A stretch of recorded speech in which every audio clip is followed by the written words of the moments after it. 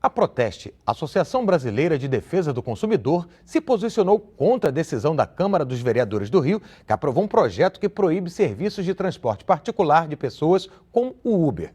A decisão precisa ainda passar pela sanção ou veto do prefeito Eduardo Paes. E ainda há uma liminar da Justiça que permite o serviço do Uber.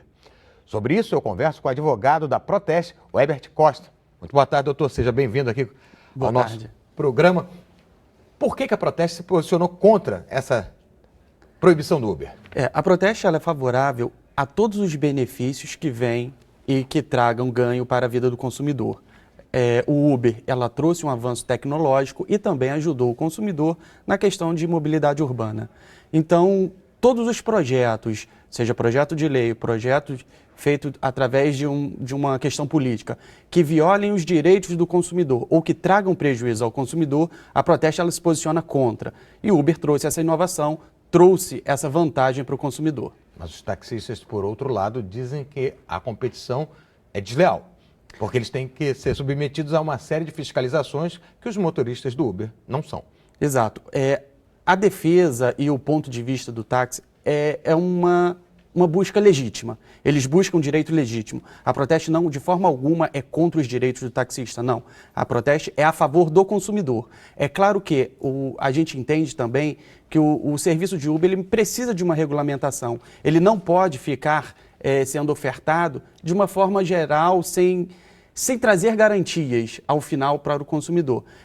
Em São Paulo, por exemplo, houve essa regulamentação, teve num primeiro momento uma legislação que proibia a utilização do Uber e depois chegou a ter a regulamentação e hoje o serviço é feito de forma legal e adequada para o consumidor. A gente espera também que no Rio de Janeiro seja feito assim. Como é que pode ser caracterizada essa relação de consumo entre o usuário e o Uber em si?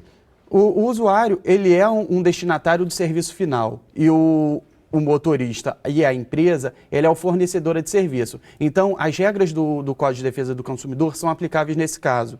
E, porventura, caso tenha algum tipo de problema, o consumidor ele não vai estar desamparado. Ou seja, se acontecer algum acidente, o usuário ele pode acionar o motorista e também a empresa, a Uber. O usuário ele tem 3 defesas nesse caso, 3 posições. Ele pode acionar o motorista, dependendo do caso. Existe um seguro envolvido nessa relação, então tem uma seguradora também responsável. Caso tenha algum tipo de acidente pessoal, esse seguro ele vai cobrir o usuário e também pode acionar a empresa Uber.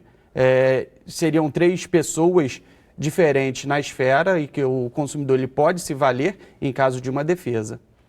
Doutor Herbert, muito obrigado pela sua participação aqui conosco no Repórter Rio. Eu que agradeço.